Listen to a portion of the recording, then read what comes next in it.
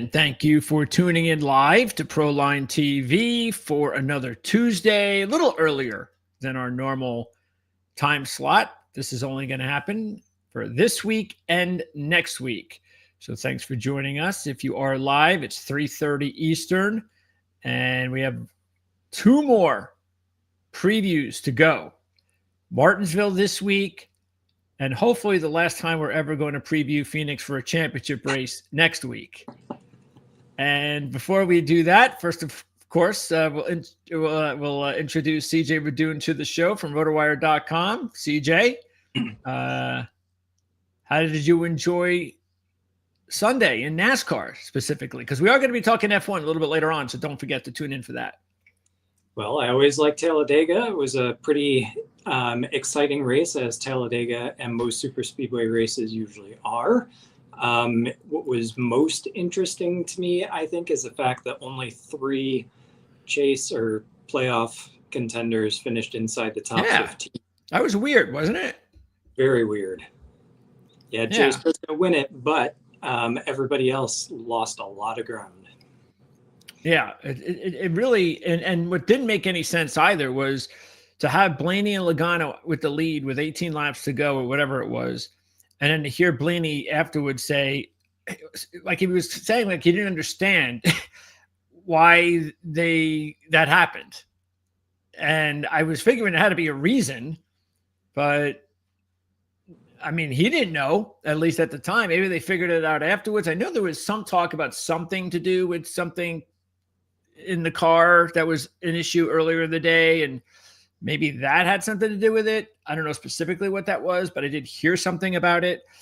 So maybe Blaney found that out afterwards, but that was very strange. I don't think I've seen that before. Anytime we see like Blaney and Logano up at the lead with 15 laps to go, they usually just keep the lead for the entire 15 laps unless there's a caution, and that just didn't happen.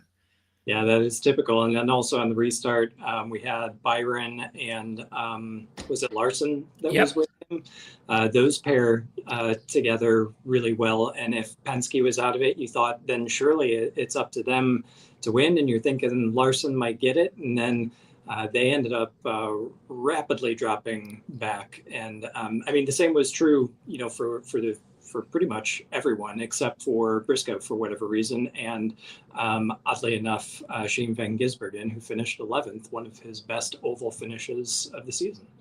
You know, what was also interesting was the decision when it was Larson and Byron, what to do. Should they have one pushing the other on the restart or go head to head? They decided to go, I think they went head to head, right? And no matter what they decided, the fact was Larson is ahead of Byron, and he runs out of gas. Yep. And that screwed everything up for Byron. Yep. Because if that didn't happen, Byron might have won the race. You know, who knows? He would have been in contention. Again, I have no idea. Based on what happened to Blaney and Logano, I can't really say that, but you would have thought, because they were fast, as you said, you thought that they would, he would be fine, but that just completely screwed him up, because then all of a sudden, a few laps later, he gets into that accordion effect and he was knocked out. Yeah, that fuel mishap with Larson completely tanked Byron as well, because at that point he had no friends. And then obviously the guy that was racing alongside of him, keeping the lower line in check, was no longer there either. And then you had teammates Ty Gibbs and Chase Briscoe, and all I kept thinking off of the last turn was Gibbs is not the teammate Briscoe wants behind him right now. Gibbs has a history of pushing his way through to win. He has yet to win in this series. Is he going to play teammate? He had coming together with Denny Hamlin earlier, just a couple races ago, as a matter of fact. So what is going to happen in these last couple hundred yards here? And he played the teammate part. He pushed Briscoe through, which was the right thing to do. Obviously, Briscoe is now through with Hamlin to the Final Four, and Joe Gibbs Racing's got 2 of the 4 spots. And pretty much, from the top 4 in the standings, they look very good. Bottom 4, basically, they've got to go out and win. So that's Byron, Logano, Blaney, and Elliott. They've got to go out and win at Martinsville this weekend if they want to make it through to fight for the championship at Phoenix. Okay, so that was Talladega, a very strange race indeed. By the way, there were 27 drivers who led a lap. That was crazy. 27 drivers, different drivers, 77 different times throughout the race, and the race was only 193 laps. So Yeah, pretty much very strange. almost every other lap you had a lead change. And there wasn't the big one. Correct. So, we had a couple little ones, but nothing major. So, yeah, very strange. And now we only have one race to go. It's Briscoe and Denny Hamlin on to the finals. And who will be the other two to join them? Will we have a non-playoff driver win? And then it's two drivers fighting it out for the final spot regarding the points. So what are we dealing with as far as the points right now? Points are really close for Bell and Larson. 1 point separates them, but when you look back from Larson to Byron, you got a pretty sizable gap. So there's 36 points that separate Byron from Larson. Larson's in the last transfer spot. Logano's 2 points behind Byron, and then Blaney and Elliott just have a lot of work to do. 41 points for Blaney and 62 for Elliott. So those are basically must-win situations. Yeah, let's see. So yeah, because that's the other thing. Is this unusual to have this much of a 30 plus 37 plus 36? And I mean, is that normal? I do not remember the gap ever being that big. Yeah, it's like, wow. So it does look like either Bell or Larson will get in, right? Most likely, yep, unless something catastrophic happens, like on the first couple of laps. And so one of them get in, meaning if one of them wins, we might already know who the top four will be. It'll be those four if one of them wins, which is very possible. Absolutely. Yeah, I think that's almost likely. However, you've got Chase Elliott, who's been very fast at Martinsville. Sure. Blaney, who's won the last two fall. Oh, yeah. Not going to be easy. No. Yeah. So I think Larson and Bell have to be feeling very good about where they are. They just have to be looking over their shoulders to make sure that nobody comes from behind and wins. Yeah. And then again, like you were saying, any of these four drivers sitting here can win. Absolutely. So, and I get the feeling that's what's going to happen. I think one of these six drivers are going to win. Who? Don't know, of course, but that's what's the beauty that we'll find out. And again, since this is the second race of the season, a lot can change from the first race of the season. And as we look here and see what happened, because it was a total dominating effort by Denny Hamlin. What was interesting was you were on your trip. So you did not get to watch. You were not with us to preview this first race, nor give your picks for the first race. Kevin stepped in for you that week and correctly predicted Denny Hamlin to win the race. So he was 1 for 1 as our analyst, and he dominated. Done. Yeah, see, CJ. Perfect record. See ya. So that was what was it? He had led 274 laps. Yeah, absolutely dominant day. Out of 400 laps, he led more than half of them, won the second stage, won the race, obviously, started inside the top 5 like you typically have to do with it at Martinsville. And this is a place that's been very good for him in the past, and he certainly showed it in the spring.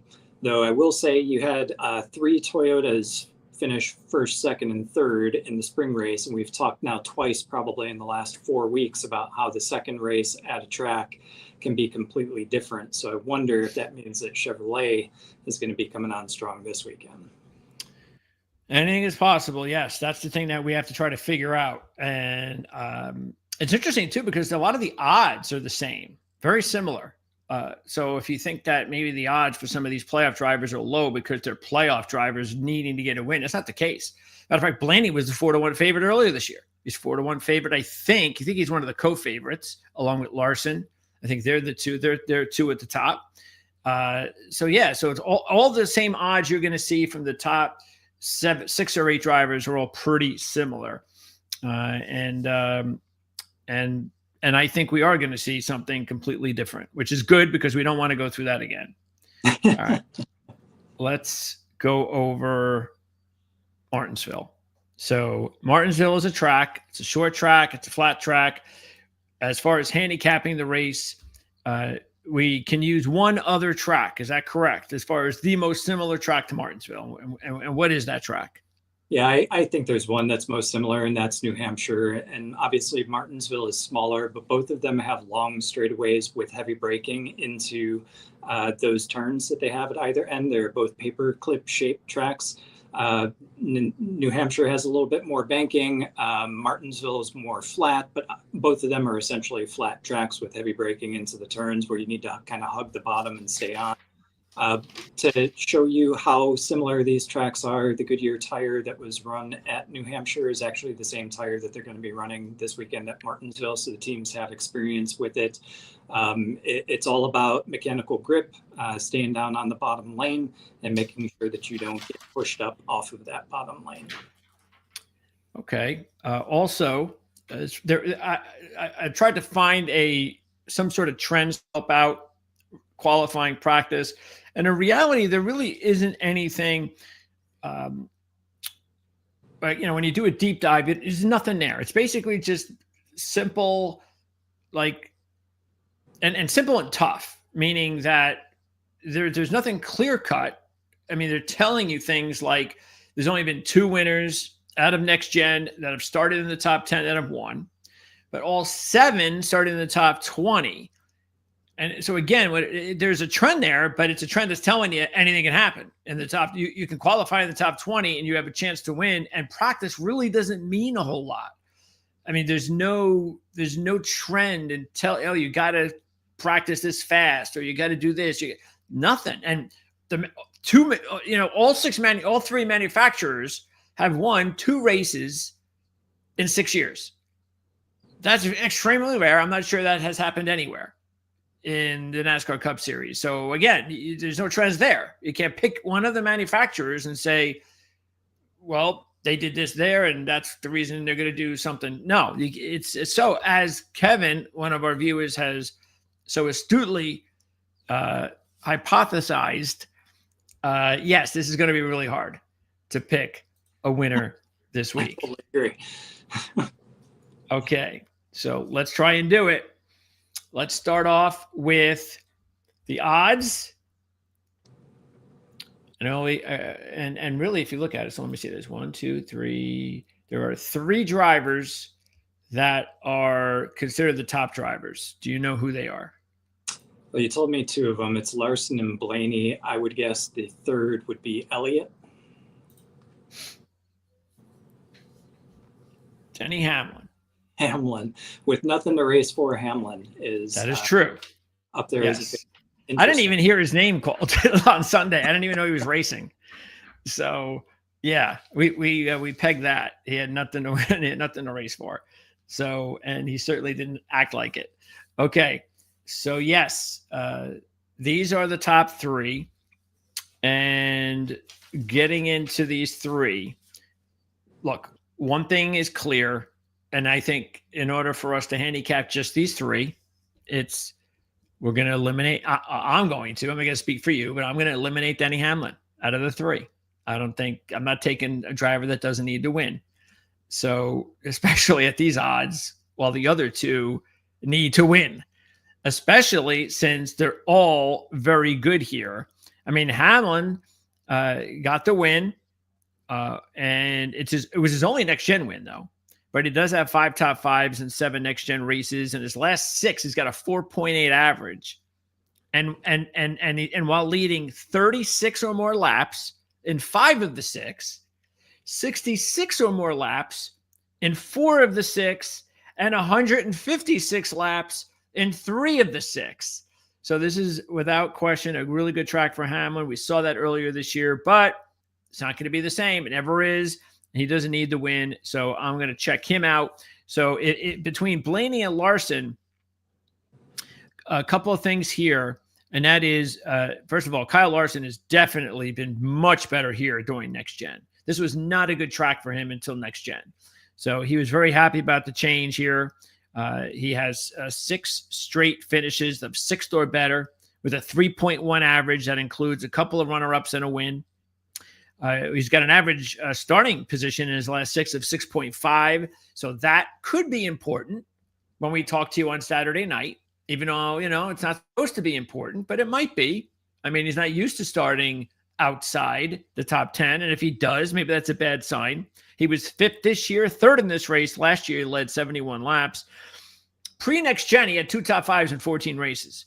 He was also 7th at New Hampshire, nothing special. Blaney, meanwhile, was the defending champ of the race and also the winner of the race in New Hampshire this year, leading 116 laps. He's finished 11th or better in his last 13 races at Martinsville with a 5.1 average.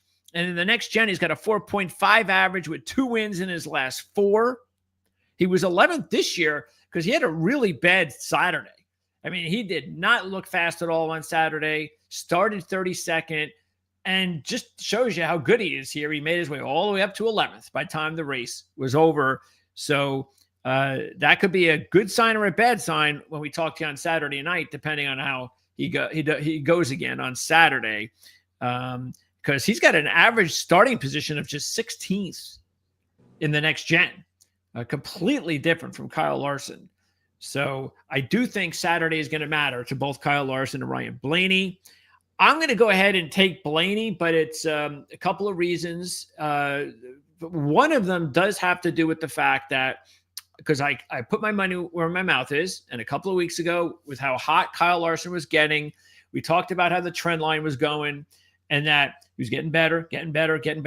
He had finished 2nd before Las Vegas. It was like, okay, well, here's his chance. He should be able to do well here. That there's no reason he shouldn't. And then he finished 2nd. And then we gave him another week. And I know it's Talladega, but you saw what happened. So I think the streak's over in my mind. He hasn't won a race, correct me if I'm wrong, still in a long time. I mean, how long has it been since Kyle Larson won? Since May. It was Kansas on May 11th. Okay.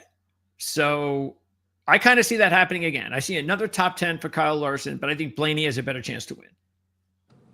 I agree with you on Hamlin. Gonna eliminate him because he's got nothing to race for. He obviously already dominated the spring race here. Yes, he's very good at Martinsville. Yes, I expect him to be competitive. And yes, this is a closer track to Phoenix, so he's going to want to put some effort into it versus last week at Talladega, where he was just basically trying not to get hurt. So I think there's something for him in it. But I don't think that he's going to win. I am going to buy into the fact that this race is going to be completely different than what we saw in the spring. So that's part of the reason why I take Hamlin off, which again, like you, leaves me with Blaney and Larson here. I really like Blaney. I think when his back is against the wall, he and this team really step up in their form. Last year, they were in this scenario. They were already through to Phoenix, yet they still came out and won. So they were able to keep momentum going, if I'm remembering correctly. Led 32 laps. And like you said, started poorly in the spring race here this season, 32nd, but clawed his way up to 11th. The reason why I would choose Kyle Larson over Blaney is just the consistency. Since the NextGen car has been out, Kyle Larson has been fast here. He's almost always been top 5, top 10. There's only one time he qualified outside of the top 10 or started outside the top 10. That was the spring race of 2023, which, by the way, he won, leading 30 laps. He led 86 laps in the spring race last year, 71 laps in the fall race last year. Didn't lead any laps in this spring race, but he still wound up 5th. For me, Talladega was an anomaly because he was in a winning position at the front of the line when he ran out of fuel on the last lap. So I think that momentum continues. That runner-up feel is there, where he just needs a little bit of extra oomph, and he gets to the finish first and gets to go to victory lane. So therefore, I go with Kyle Larson versus Blaney. Not to mention the fact that winning the fall race 3 times in a row is kind of a statistic anomaly as well. Okay. Keep in mind there have only been 2 drivers that have won NextGen at Martinsville, and one of them is Ryan Blaney. The other one we're going to talk about. Who should be the next drivers? I still say Chase Elliott because he's led a lot of laps recently, and probably Byron or Bell. That sounds right. There you go. And I actually think that Elliott and his odds actually have dropped a little bit because they were 7-1. And I think he's, now if it starts getting a little lower, then it's different. But there's good value on Chase Elliott at 7-1. Out of this group, it's an interesting thing too about when you take a look at the playoff drivers. There's only 2 drivers that have really looked strong the entire playoffs, or at least have registered good results the entire playoffs. And that's one is Bell and the other is Briscoe. Yep. And so because of that, I kind of feel that Bell is a strong candidate this week. I feel more comfortable taking Bell over Larson. I'm getting better odds. He had a solid spring race. He had the pole in the spring, led a few laps, wound up finishing second. Now, he's kind of been hit or miss at Martinsville. He's got a first place finish back in the 2022 season from the 20th position. He led 150 laps. And he also finished runner-up this year. But even with those 2 good finishes, he has a 14.7 average. So, again, hit or miss, 6th at New Hampshire. Elliott, meanwhile, again, you're getting also good odds on Elliott. He's got the win. That was back in 2020 when he led 236 laps. He's led over 1,000 laps here in his career. 5th at New Hampshire this year. 4th in this race this year. Led 42 laps from the front row. And he has 6 top 10s, 3 top 5s, and a runner-up in NextGen, leading 42 laps or more in 6 of 7 NextGen races. And he's got a 6.8 average starting position too. So sort of like Larson, maybe it's important for both Larson and Elliott to qualify well. And we'll keep an eye on that when we talk to you on Saturday night. And Byron, meanwhile, was the other driver like Blaney who has 2 wins in the NextGen. He was 3rd at New Hampshire this year. Did not have a good race this year, though, at this track. And he's also been where he's had a couple of wins. He's had some top 10s, but overly it's been like those 2 top 10s that have really stuck out. Not hit and miss like Bell, but definitely better consistency than Bell. And you're getting a couple of extra points over Bell with Byron. The problem I have with Byron, CJ, is, and we talk about this a lot, is the streaking kind of situations, the luck, the what's going on. And, Berry understood very well what was going on that first round of playoffs. And I'm just getting that feeling with Byron that something's just not right. It's just not his time. It's a bad luck. Both situations were bad luck. And you have to have luck. And he doesn't have any right now. And I can't take a driver that with those odds that doesn't have luck when I can take a few of these other drivers that are only a couple of points off. So because of that, I would go Bell 1, Elliott 2, and Byron 3. It's almost exact same as the last trio that we had. I agree with you on Byron. That's been his whole season, right? He came out early with the win. It took him forever to get another one back, and he's showed some life, but then he's cooled off again. So hasn't come to life like we typically expect Byron to do in the playoffs. This was a tough track for him earlier this year, as you said. Yes, he's had a couple races here where he's led a lot of laps, but 5 top 5s, 8 top 10s from 15 starts, a little bit hit or miss. I think Bell and Elliott are more, or just better plays, more consistent, more likely perhaps to finish better. Bell, as you said, because he's got the momentum on his side that Byron does not in the playoffs. I think Bell is going to advance without question. I think the points are there. It's either him or Larson. If I had to choose between the two, like one of them gets through and the other doesn't. If neither wins, I think Bell is the one that goes through just because of his results and consistency throughout the playoffs. He led 25 laps from pole and finished second in this race in the spring, but that was another Toyota day. Again, I think that this week versus a spring race, I think it might be a Chevy day, which leads me to somebody like Chase Elliott, who's been very good here. There's been 2 races at Martinsville in his 20-race career that he's led over 200 laps, and there were another 3 that he's led over 100 laps, and he's only not led laps in one, as you said, since the next generation car came, and no races other than that one has he led less than 40. So he is always at the front, usually leading, finished in the top 5 the last 3 Martinsville races. I think it's time for Chase Elliott to make a breakthrough and get his way into Phoenix. Yeah, so far with the way that we've picked our first driver over our second drivers, you've gone with the more consistent driver. I've gone with the drivers that are winning, but not being consistent, which you can go either way. And I could go his way, CJ's way, any other week, and vice versa. So it's just the way that we're going. This particular week is that I just happen to be popping on the drivers to go out and win it. And you're going with the ones that are clearly been the more consistent over the next gen. And you're latching on to those Chevys too, yes, where I've got a Ford and a Toyota driver. So, all right.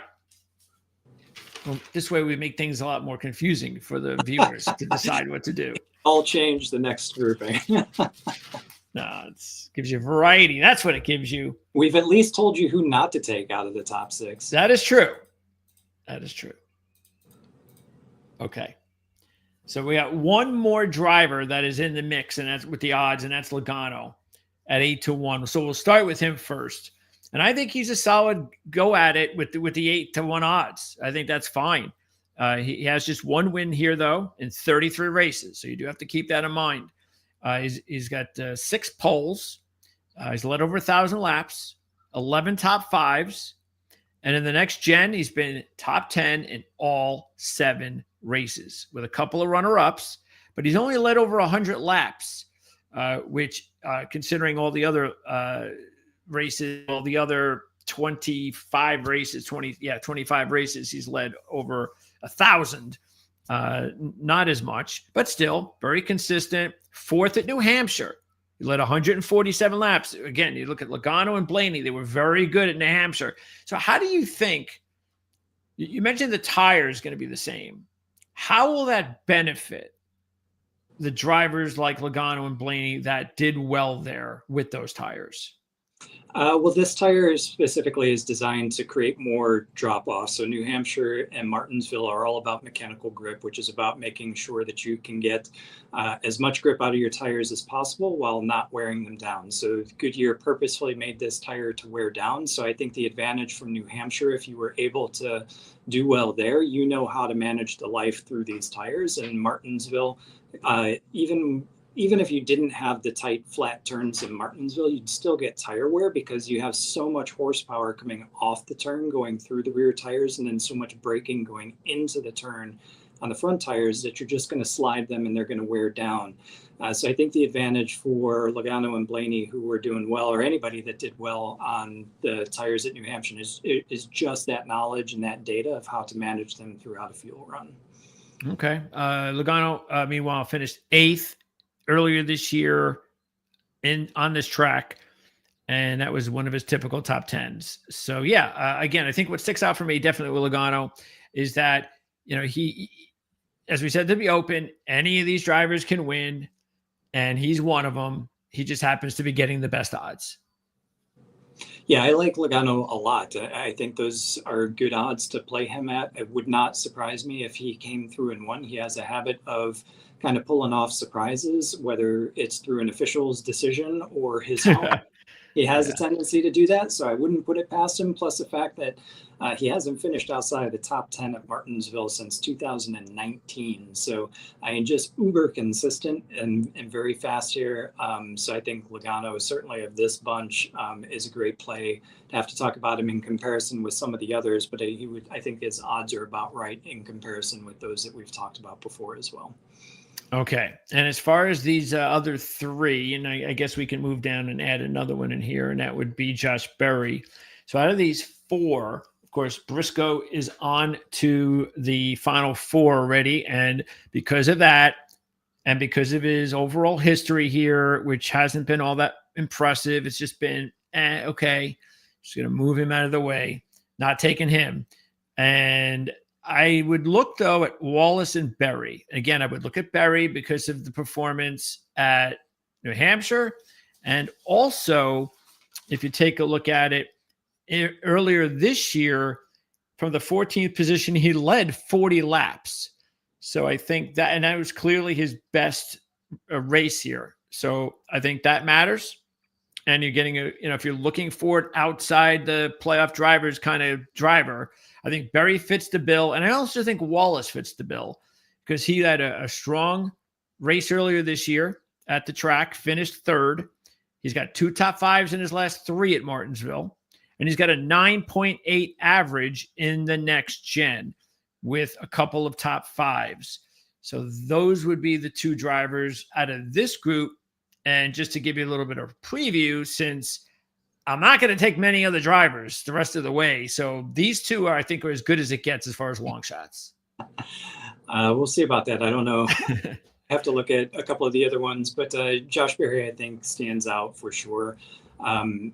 He, like you said, he led the 40 laps. He started 14th. Yeah, he finished 32nd, but he had, I think, electrical problems, if I'm not mistaken. So very likely could have done more. Again, I'm staying away from the Toyotas, so that kind of takes me out of Bubba Wallace's camp. I do think Wallace will do well. He's just turned his season around. This last portion of races, he's been very good. Obviously, his season was already a success with his win at the Brickyard, but I think he's putting in finishes now in these last couple of races that are threatening to give him his best season in the series so far. So I think Wallace is very much at the top of his game. I just think it's going to be a little bit different this time around in the spring or in the fall race versus the spring race. Chastain a little bit too inconsistent to me and for me, and he's not been, he's not racing for anything other than a win. And a win isn't something that he's frequently had within his abilities here. There's just 2 top 5 finishes, a couple of top 10s in addition to that. The rest of them were kind of around like the 15th place type of thing. So Chastain just isn't very exciting for me this weekend. And then Briscoe, same thing, winning back-to-back is going to be really hard. Focusing in now on Phoenix. I do think he's got a good record here at Martinsville, so pretty consistently inside the top 10. His average finish is 12.2 from 9 starts. So I think he can do well, probably more from a fantasy perspective, but my top choice out of these 4 would be Josh Berry. Okay, so we agree on something, kind of, because I had both of them, but yeah, I would put Berry over Wallace. And Berry also has a Martinsville Xfinity win, so I think that does matter too, considering how he has looked lately at this type of track. And then, yeah, Chastain, by the way, he's got a 9.1 average in the NextGen. But he just really hasn't. He's been okay. It's been a decent track for him, but he hasn't led laps or threatened to win or anything like that. A couple top 5s, not bad. And you are getting 25-1. It's not the worst idea in the world, but it's again, I think Berry and Wallace are better choices. Okay. Now, just to give you a heads up, I only like one other driver the rest of the way, so. I don't think any of these guys have any chance. Reddick has been terrible here. So this is not a good track for Reddick. Gibbs actually wasn't bad, even though he finished 13th this year. He was okay. He was in the top 10 for a lot of the race. So I like what he did there. But overall, he's not good here statistically. Bowman, he does have a win pre-NextGen in 2021. But he's only led 16 laps in his career, and he started 3rd earlier this year and finished 27th, and I'm just not getting the vibe from Bowman, and I'm not getting the vibe from Keselowski either. He was a very good driver here over his career, pre-NextGen, but NextGen, it just hasn't looked good at all. So, yeah, I'm not feeling it from any of these drivers. If I had to pick one, I guess I'd pick Bowman, but Yeah, I'm gonna pass. I'd pass on all of them, but if I was forced to choose, I'd probably pick Reddick just because he's got Reddick. 7th and a 14th. Yeah, I mean Gibbs, there's nothing really to talk about. He's going to be, kind of a top 20 type of car.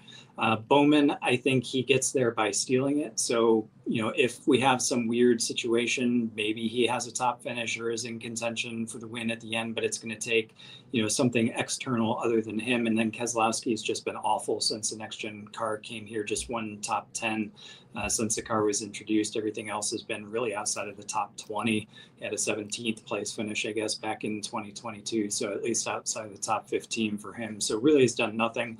And that 9th place finish, he did lead 170 laps though, but that's just one race out of like 7 in this car. So if I'm forced, give me Reddick. I don't like any of these either. Did you? I'm looking maybe Cindric, because we talked highly of Blaney and Logano and Barry, and Cindric's a sister car there. He finished 4th in the fall race last year when Blaney did really well. He didn't have a chance to show us what he could do earlier this year in the spring because he had electrical issues. So Kyle Busch, just terrible. Maybe wait till next year, see if this new crew chief is a silver bullet for him. Chris Buescher, kind of similar when we talked about Keselowski. So I think probably Cindric would be my top choice there. And then we're going to get to finally the only other driver that I'm willing to put any money on, and that's going to be Priest. So Priest's odds have now dropped from 80 to 70, so he's now at 70. He was 7th this year at the track. He's got 2 top 10s in his last 3 at Martinsville. 14th at New Hampshire is not that bad when you're talking about a long shot. He was 30-1 earlier this year at the track, so I think that counts for something. And he led 135 laps in the 2023 spring race from the pole, and he finished 15th. And he is driving a Ford too. And again, I know he's not, teammates, Penske teammates, but maybe he can catch something there that he's done well because Ford have done well there. So yeah, I think as far as all the long shots, he's the one that I'll take. Yeah, for sure. 135 laps led from pole in the spring of 2023, finished 7th in this race from the 21st starting spot. Earlier this year, last spring, he started 22nd and finished 9th. So he's definitely got top 10 potential in him. And I think, again, with the Ford type of cars and a change from Toyota in the spring, maybe Priest can come up. I certainly like him better than Buescher and Keselowski that we've talked about. So Priest would be my choice. Interesting.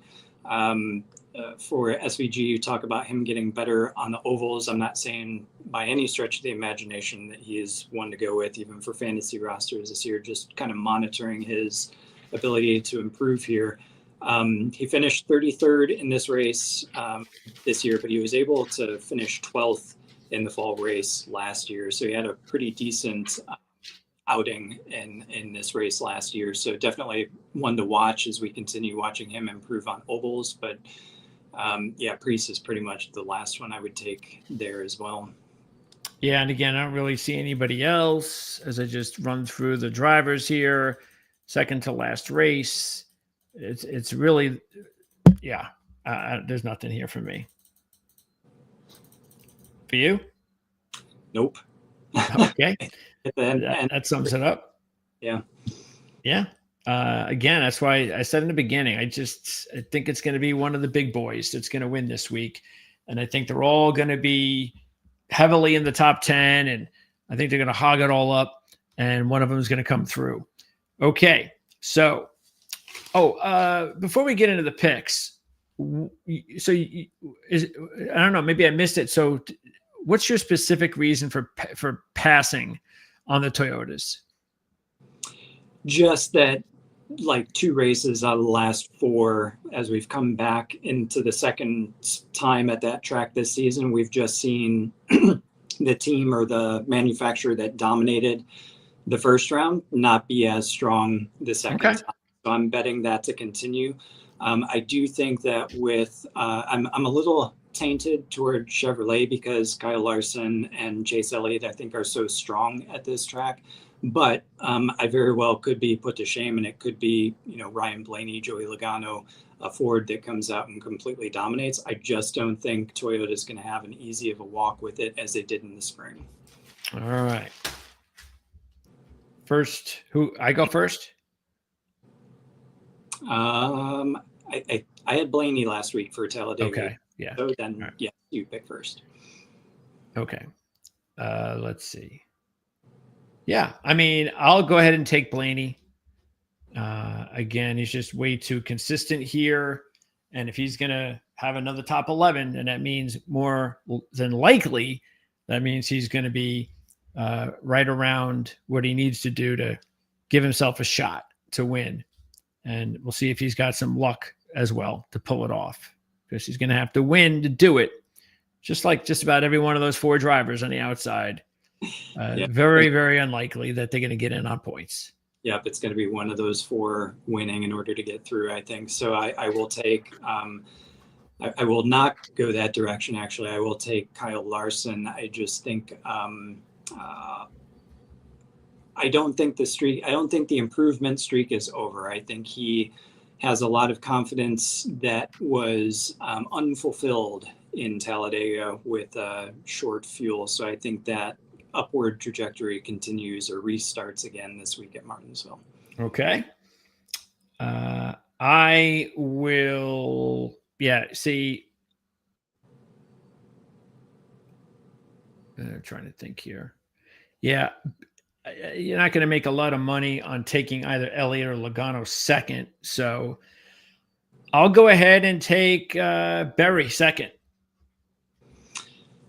Oh, very interesting. I will go Logano second. I think he is just because I think he's within spitting distance of the top, but there's enough of a difference there between he and Larson that I'll go ahead and take that. I think it's too big of a jump to go to Briscoe, and you already took who did you take? Berry. Berry, yes. Since you took Berry, I think he would be another top option, but next closest, I guess, is Logano. And I'll go ahead and take Wallace third. Then I will go all the way down to the bottom, and I'll take Brees. All right. And I think we agree that even though we don't have him on there, that the one standing driver that is not on our list that we both like is Chase Elliott. Absolutely. I wish, there was a bigger differentiation in odds between him and Larson, because I think both of them are extremely good plays. Elliott's led so many laps and done so well here. It would not surprise me for him to get a win. And of course, I like Christopher Bell as well. But you and I definitely are agreement on Chase Elliott. So that leaves you all the information you need, hopefully, in order to pick your winner yourself. There are a lot of strong options this week. And if you have any questions that we haven't answered for you, feel free to let us know, and we will get back to you with our best analysis regarding any of those questions. And I'll be back on Saturday night to check things out after practice and qualifying from the racetrack. I will be, of course, here at home, not at the track. And hopefully the weather will be nice. I haven't even checked it yet, but hopefully it'll be nice. And we will also check out Kevin's pick, which will be out on Saturday. And of course, Kevin's the one that hit Denny Hamlin earlier this year. So you might want to check out who Kevin likes when he puts this report together. And we post it on Saturday. Okay, so that is going to wrap things up. Before we go, though, again, next week, 3:30 start time. It's just for NASCAR. We're going to talk F1 in a couple of minutes. So next week, 3:30 start time, when we preview the championship race. I can't even believe it's here already in a way, because isn't it usually mid-November or something? It was later last year for sure. Yeah, I was even thinking as recent as like 4 or 5 races ago that we still had a couple weeks yet to go, but it is right up on us. Yeah, first weekend in November, right? It's going to be over. Yeah, so that's it. Unlike, of course, Formula One, it's going to take us to Christmas time or something, along those lines. Yeah. Yeah. All right. So, and you'll have your report, RotoWire report, available for us on Friday, usually, correct? Usually on Friday. We'll get the link for you posted in this video, rotowire.com. All you need for fantasy and some betting picks in there as well for Martinsville on Sunday. Excellent. All right. Now, let's talk some where are we? Let's get some F1 action in here. We'll make the scene switch. All right. So there you go. That's a sign that we're going to talk some Formula One as Max Verstappen continues to, I don't know, is he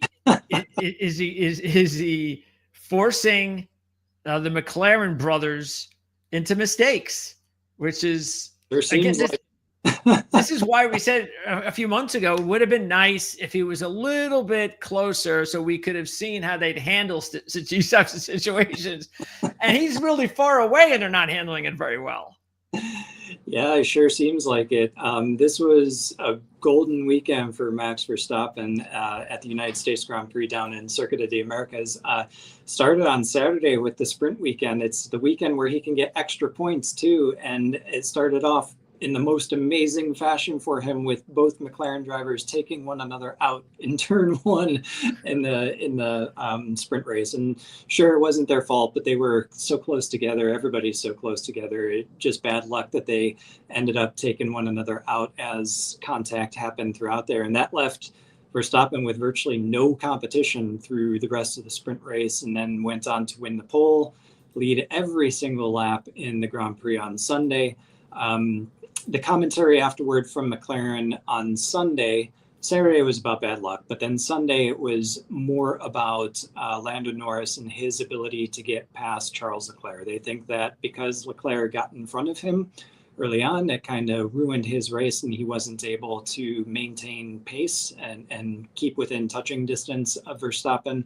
And I think that's true. If you look at the lap times throughout the race, I think Norris was comparable to Verstappen, so if they were closer together, perhaps it would have been more of a battle, but Norris got stuck behind the Ferrari of Leclerc, which left Verstappen free and clear to be able to go ahead and win that race, second of the weekend, and third race win in 4 races. So he is definitely closing the gap, and if you look now with 5 races left, 2 more sprint races, the lead from Piastri down to Verstappen is only 40 points at this point. Okay. While you were saying this, I was taking a look at the odds. And I don't know if you might have noticed my face and my reaction to it. I noticed you're looking at something. Yes.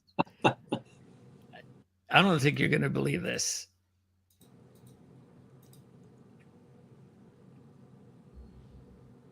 That's the championship odds. Really? Wow. All right, what's going on here? Because they screwed us up last year. Yeah. It seems like they're doing it again.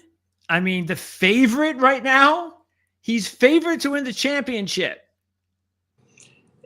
I think we're on the cusp of crossover to say that he's going to be a threat for the championship, with them crashing each other out and him picking up almost 10 points. He picked up 8 points on them on Saturday, and then he gained another 15 points on Sunday. So in total, he clawed back 20 some points.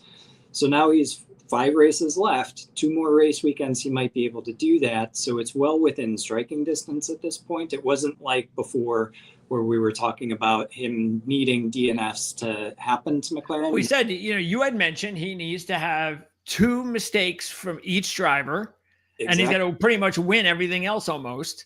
And he had exactly all that happen in one weekend. Exactly. But that doesn't mean it's going to happen again, especially the mistakes. I mean, that's just real. If that happens again to these 2 bozos, then that's the biggest choke job we've ever seen. But asking them to do that again is almost they didn't hit another driver. They hit each other, which is that's exactly mind-blowing. Exactly what I was going to say. So yes, he's within striking distance now, and yes, very much still a threat to win races. I still think Piastri and Norris are more likely than not on any given weekend to finish on the podium. And he's just not clawing back enough points in that time period. So 7 points would be the difference between first and second. Call it Piastri. Say Piastri, who's Let's got a break 40 this down. point. So there are 5 races left. 5 races left. How many sprint? 2. Okay. How many? All right. So how did the points break up now? So you get 25 points for a win. Okay. 18 for a second. Okay. 15 for third. Okay. 12 for fourth, and then so on down. So, okay. And the sprint? Sprint is 8, 7, 6, 5, 4, 3, 2, 1. Okay. So 5 races. So let's just say Max wins. Let's just go ahead and give him all the races. 35 points. What's that? That's 35-point advantage over, call it Piastri if he finishes second. Well, let's just start with, okay, let's say Max. So Max got, how much is Max behind right now? 40. 40. Okay. So he's minus 40. So if he wins 5 of them, so he's at 125. And then he's got 2 sprint. That would be 16. That's 100. That's 141 points. Yep. Okay. That means he's up now 101 points. Yep. Okay. And now that's to who? That's to Piastri. Piastri. Okay. How far is he behind Norris? 26. Okay. So let's just stick with Piastri for now. All right. So let's say, all right. So Piastri has to gobble up 102 points in those 5. All right. So let's say he does finish second. Let's just say that the average is, what does that come out to? 18 times 5 is 90. Yep. And let's give him second in the sprint plus 14. That's 104. Yep. So if he finishes in second in all 5 of those races and second in the 2 sprint, he wins the championship. Correct. With Max Verstappen winning all of the races. Correct. And it's likely, highly likely, that Piastri is going to be second or third, even if Verstappen wins all the rest of the races. So again, I think it's getting close, but from a 40-point lead with 5 races left, that's still quite a big margin for Verstappen to overcome. And just because, just look at the last 4 races where the car has been significantly better and we've been back to the old Max Verstappen. He only won 3 of the 4. I say only, but he dropped 1. And that's going to be the difference. He can afford 0 mistakes for the rest of the year, whereas McLaren still has a couple mistakes left in the bag. They just can't have a mistake big enough to DNF again. Now, what about these 5 tracks? So the 5 tracks. Who do they favor? That kind of thing. Yeah, Mexico City and Las Vegas. The 2 of the 5 that are left. Those are both high-speed, kind of low downforce tracks where Red Bull has been quite strong. So I do think that Max Verstappen this week at Mexico stands a very good chance of winning.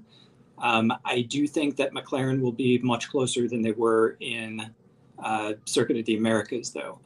The other tracks we go to are Qatar, Abu Dhabi, and Brazil, all of which are pretty comparable, I would say, to Circuit of the Americas. They're natural terrain road courses. They've got more medium and high speed corners, not as long and fast straights. They're a little bit more medium to high downforce tracks, where I think the McLaren is much better probably in comparison than the Red Bull at the low downforce tracks. And to prove that, all you have to do is look at or re-listen to what I said right at the beginning about Circuit of the Americas, where Norris was doing equivalent lap times as Verstappen. Really, the only thing that held him back from challenging him was getting stuck behind the Ferrari of Leclerc, who was slower.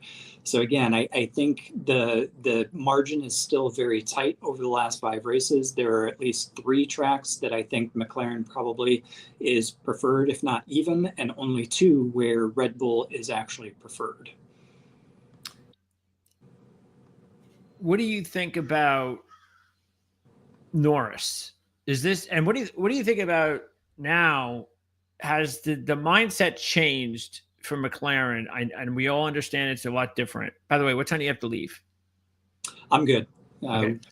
So what's the situation with what they're thinking?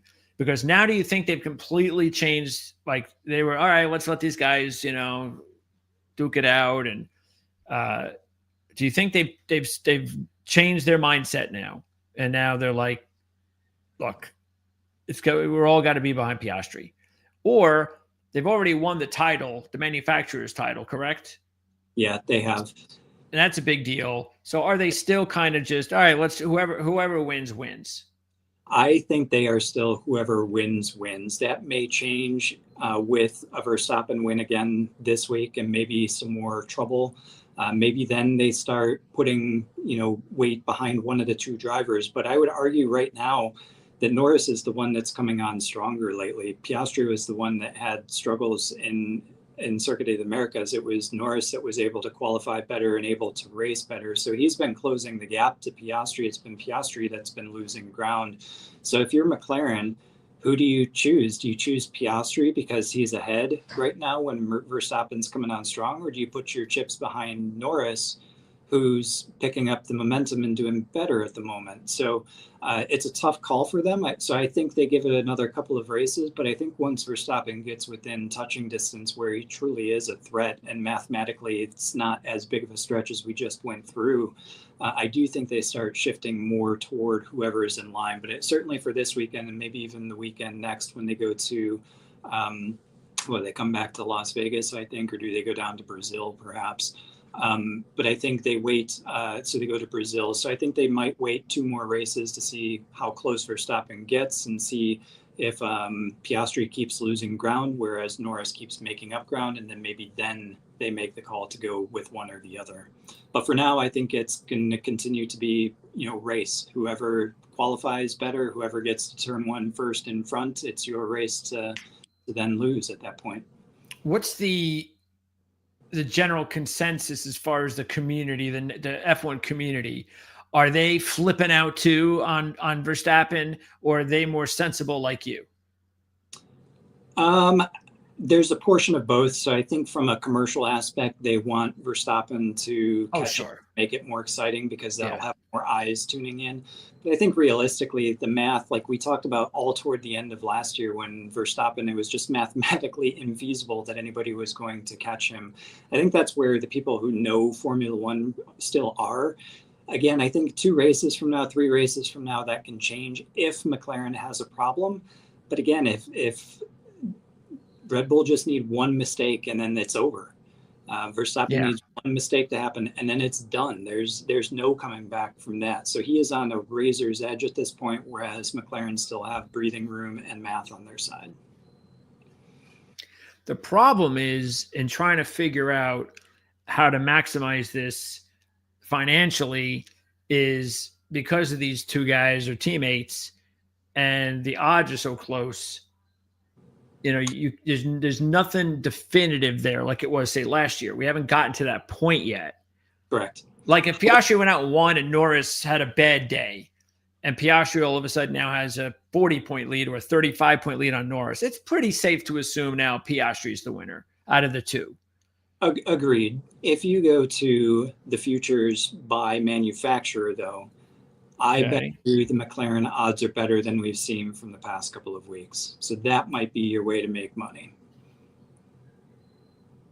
Okay, so this is the constructor's title. Well, that's odd because it's already done. There should be a car of drivers champion, and that's probably mislabeled. That's probably it. It's probably I could probably see. It's probably here. Yeah, under futures. There you go. No, that's a good way. Okay, so unless that comes back out later this week, it's really tough between the 2 to choose between the 2 McLarens for champion. I do think it's going to be it's got to be mislabeled. It's got to be that team props because they still have it out there. It's already, already decided? Why was Yeah, I Mercedes? don't know why that's still out there. Oh, Yeah. that's 26. I'm sorry. Yeah, What's that? that's already 26. Oh, is this what this If is you, saying? yeah, if you click back on the team props, that said 2026 when you scrolled by. I missed Oh, I mean, really, is it that necessary for us to have 2026 it. odds already? We can't even Please. tell you who's going to win 25 yet. Yeah, I mean, come on. Yeah, Yeah, let's I, see. yeah, from a money standpoint on the futures, I don't know. I'd probably still direct you toward Piastri. I think it's harder. It's easier to come. It's easier to maintain than it is to come from behind. And an 8-point lead for Piastri, yes, that's very small. It's definitely achievable and takes some consistent beating by Norris for him to get ahead. But um, that's a race that's in it. So Piastri basically has a race that's in hand before they're even. I think that's probably easier to defend. And again, I think the McLarens, when we get to some of the other tracks, are going to be a little bit more competitive. So I can see Piastri finishing second or third pretty consistently, and Norris, maybe he comes back. But yeah, tough call. But I'd probably just, from a gut feel perspective, go with Norris. I'm sorry, Piastri. Trying to figure even this out. This is my sports book. Trying to figure out what all this means here. So they've got 2025 constructors head-to-head season match Ferrari Mercedes, Ferrari Red Bull, and Red Bull Mercedes. So, is this what you're talking about? No, because no. what is this? This would be whoever finishes higher in the Constructors' Championship. So Mercedes versus Ferrari is still tight. Ferrari versus Red Bull is still tight. McLaren have won it overall, but just that's right. I'm looking at Mercedes, not McLaren. Yeah, okay, more of a matchup. Yeah, that's not it. Okay. Last week and the weeks prior, for the futures, you could choose the winning the Drivers' Championship car. And McLaren was like negative 300, if I remember correctly, but it might be suspended now or might be coming up later in the week. They release it, but that would probably be the one to take. If you can get odds on for Drivers' Championship, the driver coming from McLaren, that would be the bet I would take, even if it's negative at this point, because I think that's what it's ultimately going to be. I mean, let's see. So this is if they just matched up the drivers, Max with either of the other drivers. Yeah. I'm not sure. Yeah. I mean, this makes sense based on what we're seeing here, but I'm not sure. Why would I do that when I can just go ahead and get a little bit better odds? That's the only good thing about figuring out the right time to take Piastri or Norris, because now they're in the, they're almost 2-1. Yep. I mean, it would be nice. It would be nice if we could just take Piastri, because he has a 40-point lead and a 26-point lead, and you're getting almost 2-1. But unfortunately, he's not driving. He's the third of the three right now, the way that they've been driving. And that's not what you want to see. Yeah. So, and if he goes out there and wins this race this week, then all of a sudden his odds go back to being in the minus. And I'd be interested to see what would happen for the odds in general after one race, because I don't trust these odds that if Piastri were to win this week and Max finished second, that they would change the odds dramatically. Like, they would change them, but I just wonder if you just patient another week and see if Piastri wins, you might still get decent enough odds. I agree with that. I think the way to go if you're placing bets this weekend, Mexico is a low downforce track, which has been very good for Red Bull. Max Verstappen is on a charge, coming to a track that's good for Red Bull. He's won at it 3 times. So I think Verstappen for the win, that's the bet that you want to place this weekend. From a future standpoint on the Drivers' Championship, I think you need to sit tight and wait at least another week to see what the odds do after whoever wins this weekend. Yeah, interesting that now we're in a situation where the winning car is even between 2 drivers and 1. Yeah, I don't like that at all. I'd go for Verstappen for the win straight out. Isn't that crazy? Taking one driver over the two drivers that are supposed to be just as good as you at this point in time. But there it is. You know, he's 120 to their 235 and 330. So you agree with this? You would go and take Verstappen this week for sure. Yeah, I don't think it's worth hedging this week. It's a low downforce track. Verstappen's on a tear. I think it's his to lose. Not to say that Norris or Piastri can't win. In fact, I kind of hope they do, because then that would reopen the odds for the championship. We might be able to make some money there. I think the only bet worth placing this week is Verstappen. Well, I think that's an interesting hedge in itself, because by taking Verstappen and you think you're pretty confident he's going to win, even money's good then. And if he wins, okay, fine. You won your bet. But if he loses and say, like we said, Piastri wins, then we still might be able to benefit from that by taking Piastri to win the championship. Exactly right. Yep. Completely agree with you. All right. So I think that's the way to go. That's what we'll go so far this week. You know, again, I don't know how many people wager on this stuff, but I know they probably do a lot more overseas. Not that we get a ton of overseas viewers, but the next race that we're going to talk about will be in Brazil, correct? Correct. We'll have a week off. Then we go to Brazil, another week off, then Las Vegas, Qatar, and Abu Dhabi, all back to back to finish it out. Wow. Back to back to back. Okay, cool. All right. So there you go. And you'll have your F1 report from RotoWire also on Friday. That is correct. We'll have the link for you here, and we will revisit with current odds, best picks in that article as well. So if you want an update based on what we're talking about, if you are watching it on delay or live, you can always check the link in the description of the video. Excellent. CJ, appreciate it. We'll talk to you 3:30 Eastern next Tuesday when we know the final four for the NASCAR championship. And you know what's going to be interesting? If Logano and Blaney do not get in, that's going to be completely wide open if you really think about it. Absolutely. Because if one of them get in, they're going to be the favorite. Yes. We all know that. If they both get in, which isn't going to happen, but let's just say if they did both get in for whatever reason, they would be the first and second choices. So that's the point, is without them in it, just speaking NASCAR, of course, that can make things very interesting, because I think it'll be completely wide open. Nobody will really know what'll happen.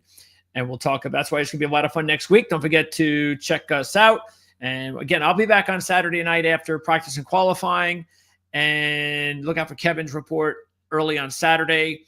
And then for everything else we do here, majority of it football, with the exception of our horse racing coverage, which is on Thursdays. We'll be back on Thursday. One more week. Next week is the Breeders' Cup week. That is a major week in thoroughbred horse racing.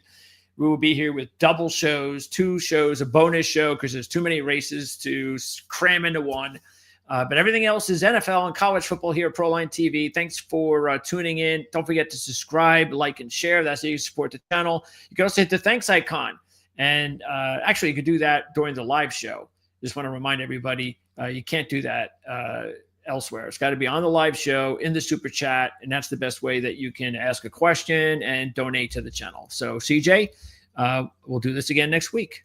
Looking forward to it. Have a good weekend. Enjoy the races.